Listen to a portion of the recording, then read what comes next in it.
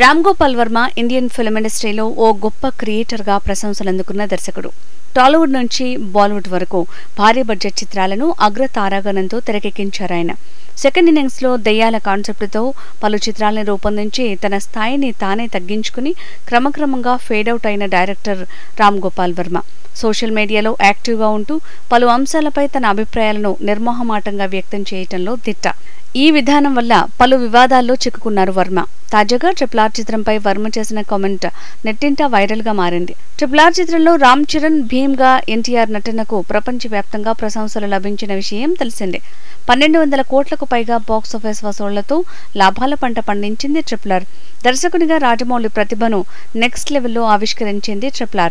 అలాంటి RRRని చూస్తుంటే తనకి సర్కస్ చేస్తున్న ఫీలింగ్ కలిగిందని వర్మ కామెంట్ చేశారు.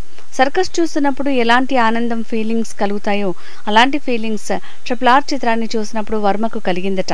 ముఖ్యంగా చరణ్, ఎన్టీఆర్ ఇద్దరూ కలిసి వంతెనపై నుంచి దూకేసి ఒక పిల్లాడిని కాపాడే సీన్ చూస్తున్నప్పుడు తనకి జెమిని సర్కస్ చూస్తున్నట్టుగా అనిపించిందని రామ్ గోపాల్ వర్మ కామెంట్ చేశారు. దాంతో వర్మపై Ram Charan fans, NTR fans social మీడియాలో తెగ విరుచుకుపడుతున్నారు.